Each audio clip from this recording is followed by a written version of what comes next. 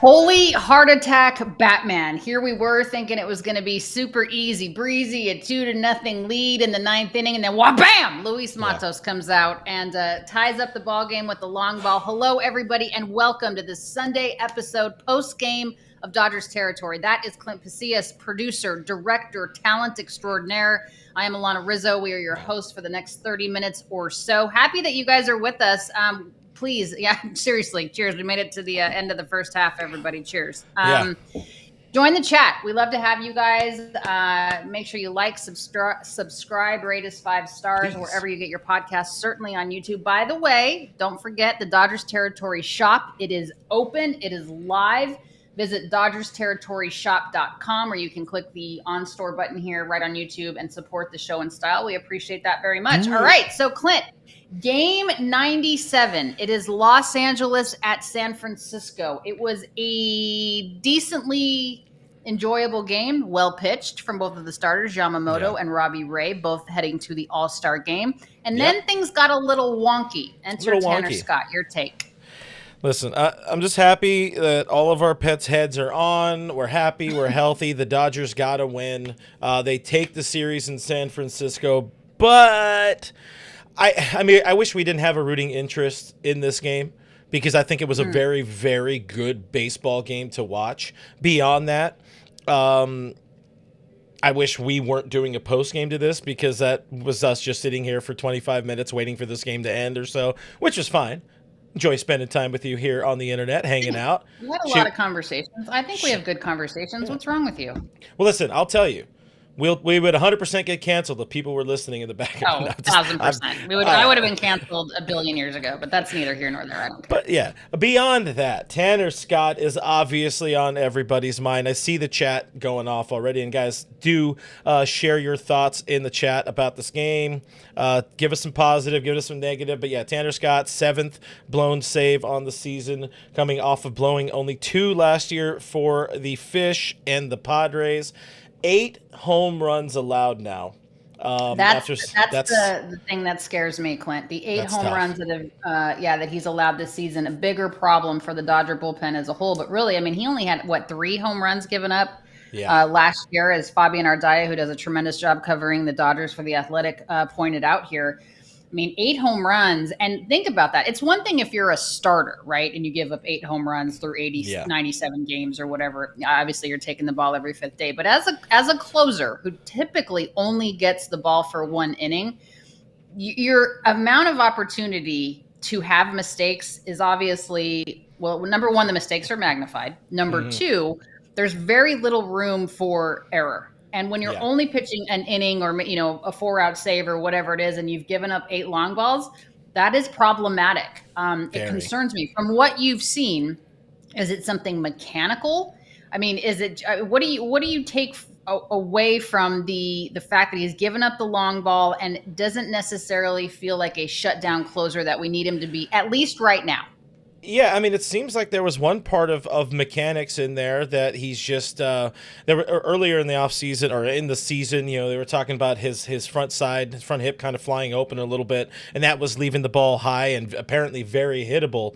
I don't know if maybe it shouldn't be an overuse situation. It ideally shouldn't be the fact that you're playing for the Los Angeles Dodgers and the expectations are higher. Of course, you're also playing other teams that are trying that much harder to beat the Dodgers. It has to be a mechanical thing, but more so, I think it's just a mental thing. And it's less so about I'm pitching for the Dodgers, but it's more so that snowball of the first couple of those. You start to see the headlines come out, people talking shit about you online, and then the snowball happens where now he's going out there. He's probably trying to be perfect. Had 2 runs to play with and gave them both up on a pinch hit homer. But another dude who's absolutely going to benefit from this break. But I'll ask you this.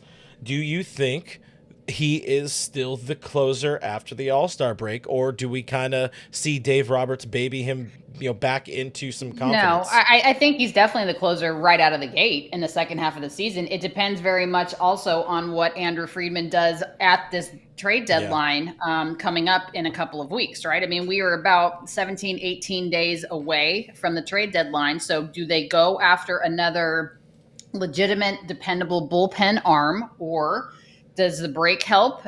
Do they work on things mechanically? Do they shift guys around in the bullpen? I mean, there's not as many moving parts that are available to be in a closer spot as there were. Remember coming into the season, you and I were at Camelback Ranch, and we literally asked both Tanner Scott and Kirby Yates, like, there are 10 closers in this room right now, who's the closer? And Kirby Yates was like, all of us. And that might have to be the mentality that they have moving forward, because they don't have Evan Phillips. They don't have Blake Trinan. They don't have Brusdar Gratterall. Tanner Scott has not been effective. Kirby Yates has had his struggles as well. So is he the closer when we come out of the break? Yes. I think there's just a whole refresh and reset. They're going to get 3 days off. It's going to be good.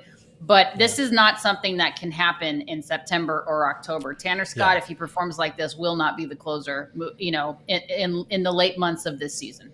When it matters most. So that's a good thing. We talk often about, like, mostly have talked a lot about, the Conforto angle of this, but the Los Angeles Dodgers are still a very good baseball team. They have, they're amongst the league leaders or National League leaders in wins. They have a good enough lead in the National League West where you can take your time to figure out if your $20 million a year closer or reliever is your closer or not. And we saw them a couple years ago. I mean, sorry everybody for bringing it up, 21 or 22, but how much of a leash Craig Kimbrell got up until, pretty much, got to postseason time. Not that it ultimately mattered because they were bounced so quickly, but you have that luxury. That said, I'm going to take the opposite side of it. I do think I would not be shocked if we hear Dave after this game and talking about Tanner Scott, like, look, we're going to kind of give him a little bit of a rest. Obviously, he's already going to have a rest at the All-Star break, but we're going to give him a little of a different look coming out of the All-Star break and get his confidence going, because I do think the confidence is the biggest struggle for him right now. Okay, then who's the closer? Committee. Ben Kasparias did a great job holding it down there in the 10th and 11th. Okay, so let me get this straight. So Ben Kasparias, give me the rookie, like built as a starter, is going to go from being a starter and being like the call-up guy, the accordion dude. Like, we're going to stretch you out when we need you. We're going to smash you back when we need you to come out of the bullpen. And then all of a sudden, Kirsch comes back, Glasnow comes back, and it's like, all right, Benjamin Keith Kasparias. That's something that you and I looked up when we were waiting for this game to end, was what his middle name was. I went with Franklin. You looked it up. It was actually Keith. So now we're going to throw him in the bullpen, which we've done. And then you're going to say, by the way, now you're going to be our closer. I don't know that that's the right move, the good move. I mean, he has the mentality of being a strike thrower. And I don't think for him the 9th inning versus the 8th or the 7th inning will be that big of a difference. I'm not saying he's a starter. Now he's going to be a closer. Like, I think there's a progression. They kind of dicked him around when it came to being a starter. It was like, oh, he's going to be a starter, and then he was put into a bulk role. Like, he never actually really officially started. I think he started 2 games, and I don't think Benny Caps was ever really allowed to get into a rhythm there. That's opinion more than anything. But I'm not saying this is a dude who's going to be like de facto. He's going to go out there and get every save opportunity, but I think he's somebody, to borrow a Dave Roberts-ism, get the lion's share of those 9th inning opportunities if he can lock him down, because otherwise, Kirby Yates hasn't been exceptional. He's been fine, has not been exceptional. Going out there outing per outing. And again, Tanner Scott just giving him a different look. As I think the call right now, because you can, and make sure you get the confidence built up over the next couple of months. So, when meaningful baseball happens in October, he can be locked in. We do have a couple of super chats, some people with some thoughts on it. 300 GJW with the $10 super chat. Thank you very much. Saying, I think Scott is tipping his slider. Interesting opinion there. He's not getting the swing and miss on it. The velocity is good. Still need a bullpen arm. Sooner the better. I appreciate you, 300 GJW. I don't know that that's the case, because if that was the case, if it early on in his struggles, they would have figured out that was happening, and they probably would have corrected it. I think it's more of a broader brush in terms of struggles. Maybe it's mental. I don't know. I haven't talked to Tanner Scott. I don't like to pontificate on what is happening with a guy mentally. I mean, this is something that I would like to have a conversation with Josh Bard about. I mean, I've tried to get Josh on the show a couple of times. It has not worked out schedule-wise, but I do hope to be able to talk to him. But yeah, I think if he was tipping pitches, that's something that could have been evaluated when he's really struggling. I mean, this is not like he's just struggling this outing. I mean, he has consistently struggled over the course of the season. There's been a couple of bright spots, but by and large, he's not been the guy that he wants to be. He's not been the guy that the Dodgers need him to be. Yeah, and I think for the greater part right now, looking at the chat, people are not opposed to a different look in the ninth inning. And again, it's fine. It's not a slight on him. Tanner Scott is fully aware of the situation. He's struggling, and thankfully the Dodgers do come back and win this game. As I said, as we put on the graphic earlier here, they come from ahead to go ahead and still win, still take the series in San Francisco. But yeah, you're a funny guy. You're such a wordsmith. That's unbelievable. Well, I gave you some sort of weird ass word salad. I don't even remember what it was. By the way, we will have our official first half recap show and review and all that tomorrow, 12 o'clock Pacific time, 3 p.m. Eastern. Do tube in. Check that out. It should be fun. We got some positives in this game. I think we should take a minute to hear from, we're hearing from our friends first at Foul Territory. Then we'll be back, more comments, hanging out with the chat. Hey, let's do a little player spotlight thanks to Arena Club. AJ, give me a player this season that you think is underrated and you might want to try and grab his card. James Wood. I don't know that he's underrated, but Washington Nationals superstar in the making, and the first slab pack I ever opened had him in it. His rookie card, and the value is only going to go up and up and up. And I'm not going to sell it quite yet, Scott. I'm going to hold on to it because after he continues to hit big homers and put up the stats, make all-star teams, it's going to get more expensive for someone to buy for me. This is his first full season in the majors. Keep that in mind. I think he's underrated. He's on a Nationals team that's meh, not getting enough attention. He might hit underrated 40 homers. When he makes the All-Star team this year, they're not going to be underrated. That helps. He's been intentionally walked 4 times in a game. Anyway, if you want to try and find a Wood rookie card, go check out slab packs on Arena Club. And right now you can get 20% off your first slab pack, or if you just want to go with a card purchase, go to arenaclub.com/FOUL. Use code FOUL. If you buy, sell, trade, collect, go for it.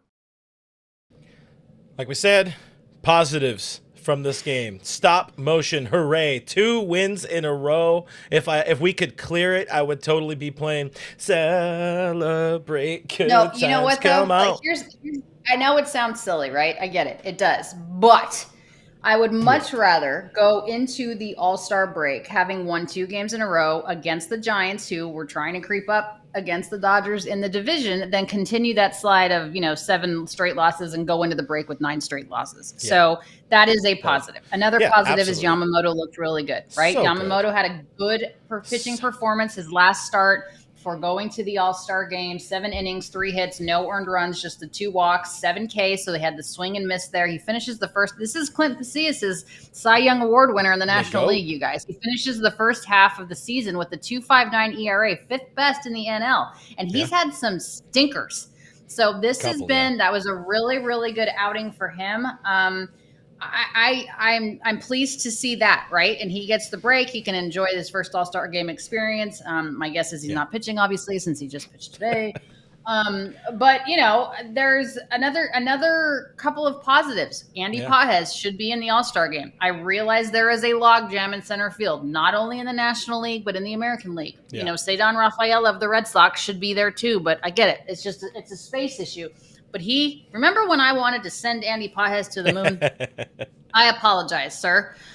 He's done really, really well offensively. Obviously, his defense is getting better. It's not the same type of defense that James Outman could give us in the outfield, but Outman can't hit at the big league level. So, play in center field in the 11th. That was a beautiful play by James Outman. Yeah, we were yelling.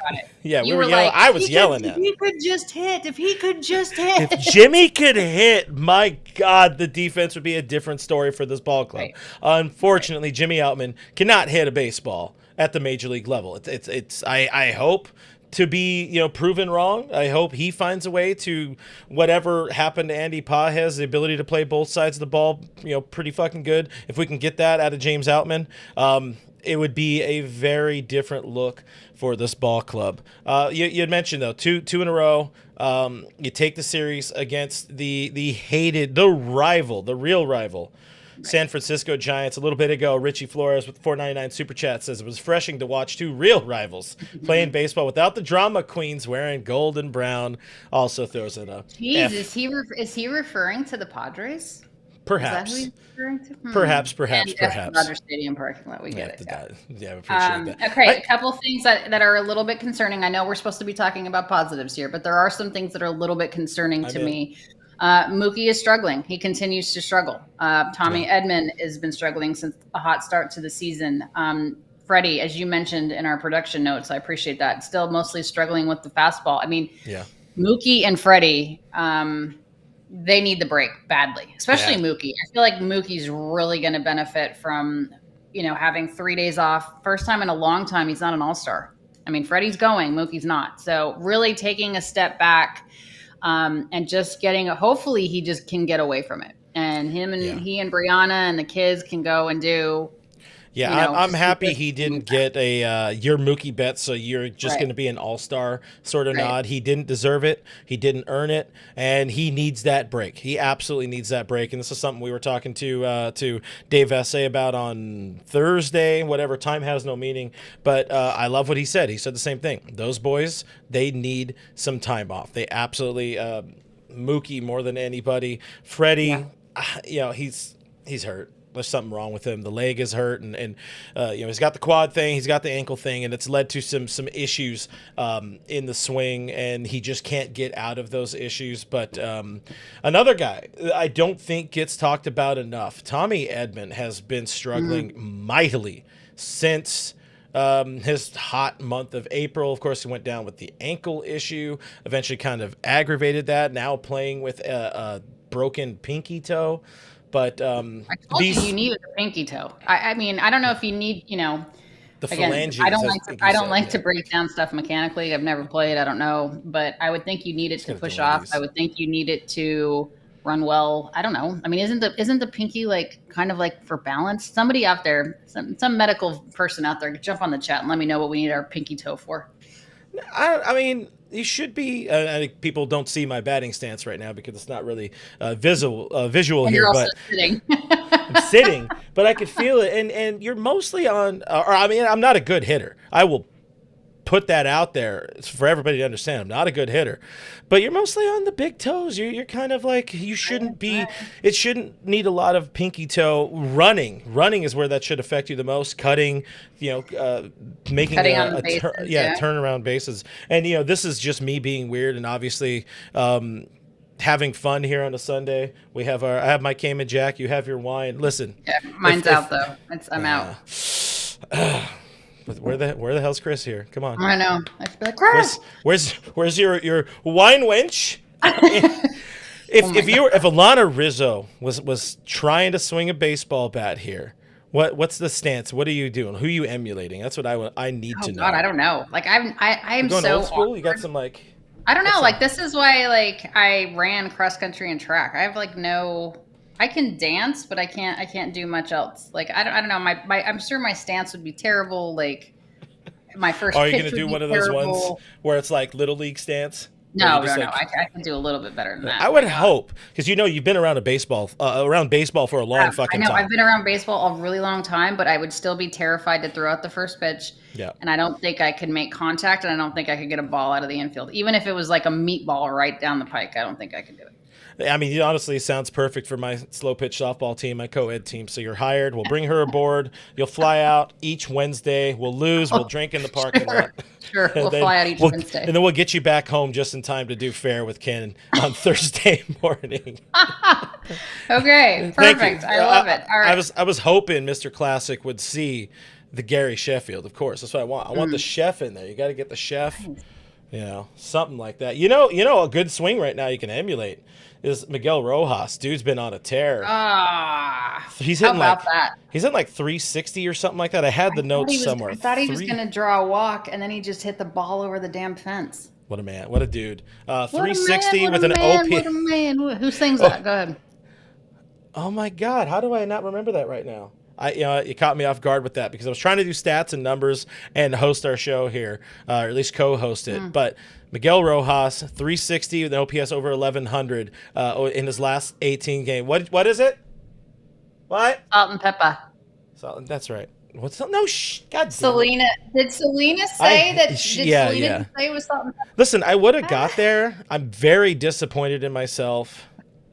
Very disappointed in listen.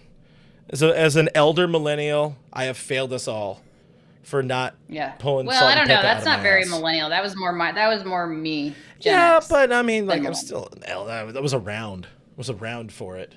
It's my sister's era. Sure. But anyways, I just want to point that out there, or put that out there into the ethos. If you are going to try to find a swing, maybe take some lessons from Miguel Rojas because he's on a tear right now. And by the way, higher OPS right now than Marcus Lynn Betts and Thomas. I forget his middle name, Edmund.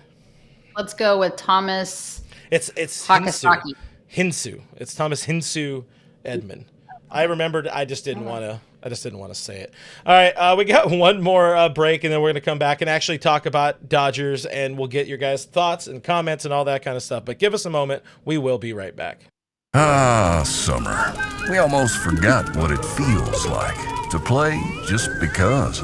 But even summer needs backup. A little partner in the good kind of chaos. Someone to bring the kung fu kicks. Hiya! To train some dragons. Fly, young dragon rider, fly. The kind of fun that keeps the days going. That turns living rooms into playgrounds. And reminds us what our bodies and our hearts were made for. Play that moves you.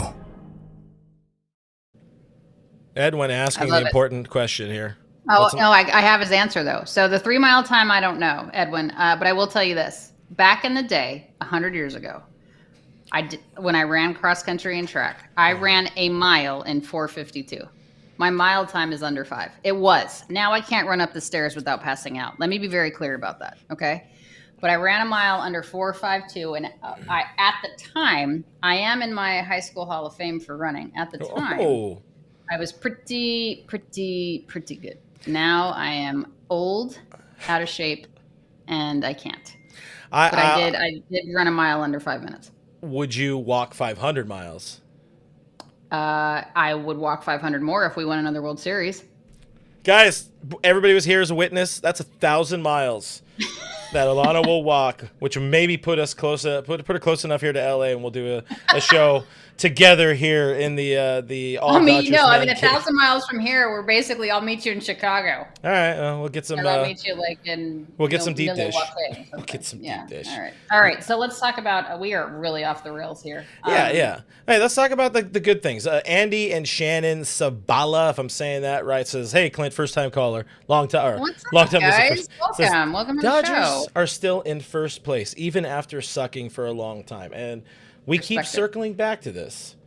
The Dodgers are very good at baseball. They have a very good ball club. Yeah, it sucks to see them lose 7 in a row, but I don't like to focus on that anymore. They've won 2 in a row, Alanna, and what is it, 4.5 game lead over the Padres. We are so spoiled. 5.5 game lead over the Padres. There's always opportunities to pick, and there's always opportunities to find the holes that we're always constantly trying to fill.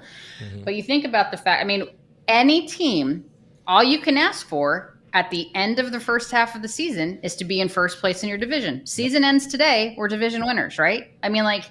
What else could they have done? Have a 20-game lead in the division? I get it, but let's keep this into perspective, right?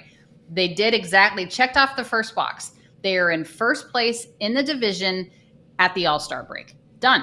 That's what you want. And then when they come out of the break, they will try. And we're already more than halfway in terms of games played, right? We've played 97 games. The halfway point is supposed to be 81, right? Yeah.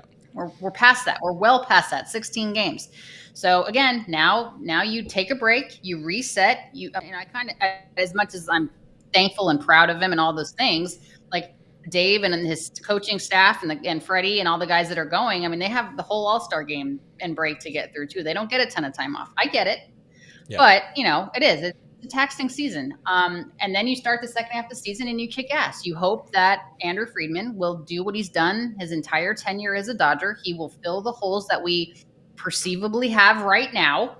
And then hopefully Blake Snell comes back. I don't know where Roki Sasaki is, if he's on witness protection. I would like to get an update on him and figure out what he's doing. Hopefully Glasnow continues to do well.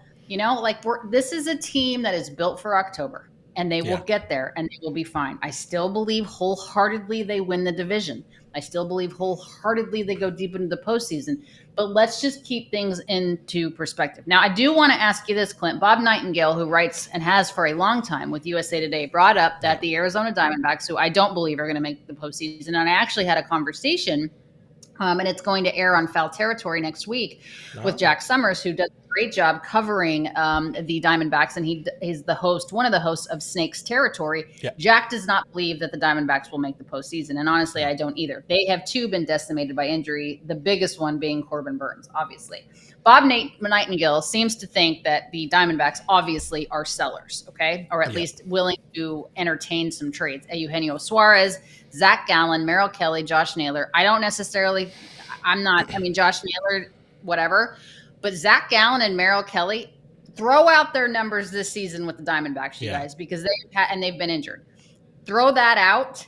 But if they can come and go into this rotation and not have to be the man, which is what they ended up having to be with Corbin Burns going out and Jordan Montgomery, obviously, like having the Tommy John surgery and the whole situation with Jordan Montgomery, with Ken Kendrick saying it was a huge mistake that they signed him and this, that, and the other thing. I'll take Merrill Kelly in the Dodgers starting rotation. I'll take a Zach Gallen in the Dodgers starting rotation. Absolutely. Now, you brought up the best point, though, Clint.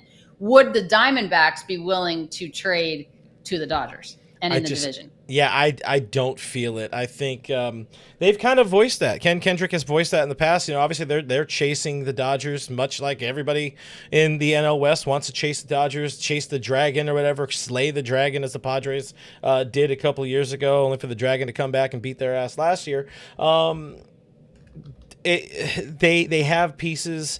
The Dodgers have pieces they could take, in return. I just don't see an intra-division trade happening. For one, I also think, looking at those names, and I'll put it back on the screen here, Suarez is honestly, in my opinion, the only one that really makes sense, just because they do have pitching coming back.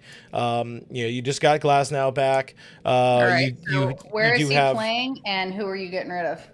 Well, the good thing about Suarez, he can, if I'm not mistaken, I think he's played around the field a little bit, but it's third base until Muncy comes back, and then you figure out either him at third or Muncy at second, or however it works, but you could make it work for somebody that adds 35 home run pop to a hot corner or the keystone. That said, again, I still don't think the Diamondbacks are willing to trade with the Los Angeles Dodgers. That's how probably a lot of people view it that way. But the fact that they're selling, though, that's Eugenio Suarez would be a massive get too. I get that, but I also feel like we have a lot of Eugenio Suarez's that can play all over the place. And we've already obviously got DFA'd Chris Taylor and all the things. And I understand that Kike's on the IL. It's not forever, but I don't know. I think a good, not necessarily even a frontline starter, because we are getting Blake Snell back, hopefully,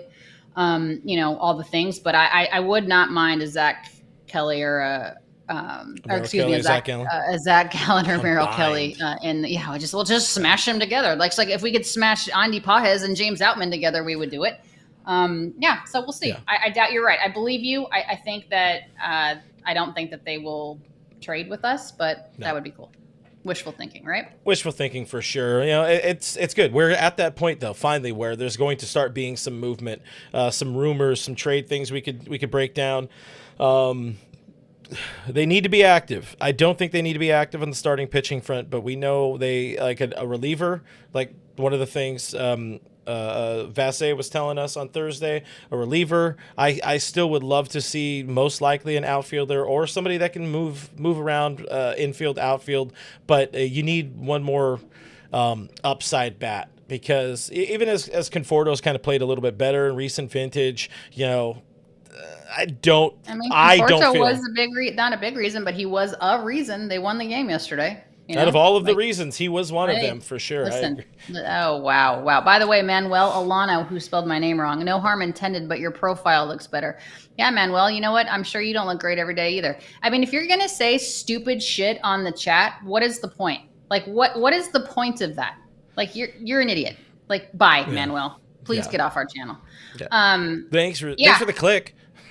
I mean, it's so stupid. Cole, live stream Alanna walk for charity. That I would do. I would absolutely walk 1,000 miles for charity. That I would do. Richard Flores says that he could crush 3 street tacos in 2.5 seconds because I said I could run a mile under 5 minutes. I believe him, actually. I totally believe him, by the way. I'm in on that. I could do that. That is, if we can do some sort of taco charity event, dude, I am all the way in. Not much else to add to this one. We're going to be live tomorrow, but I don't want to talk too much. I don't care about talking Derby or All-Star Game tomorrow. With that said, you have any All-Star Game predictions? Is it going to be AL or NL? We'll keep it simple.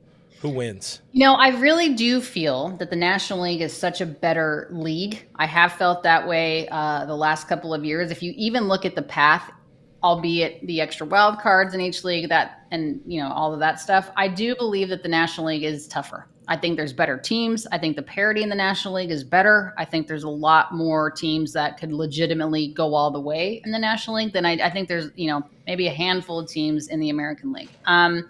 I don't know. For some reason, the American League always seems to win the All-Star Game. I mean, again, whatever. Here's what I do like. Here's what I like about the All-Star Game. Here's what I don't like about the All-Star Game. A couple things.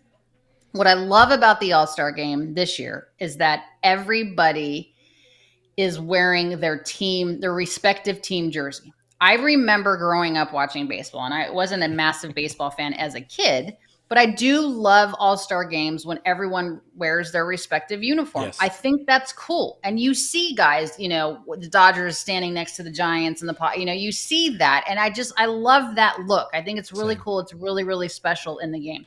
What I don't like about the All-Star Game is a guy like Jake Mizorowski, not his fault. I'm not suggesting one iota that it's his fault. Of course the kid is going to accept it and go, and he should, because the invitation was given to him. Yeah. But he has pitched, 29 innings, maybe 5 starts? I don't even know. It's right in that pocket, Manuel, since you know so much, why don't you fact check me on how many innings Mizorowski has pitched? He already got banned. But the point is, he does not deserve to be on the All-Star team. He was named to it, and that's fine, and he should go because the invitation was afforded to him.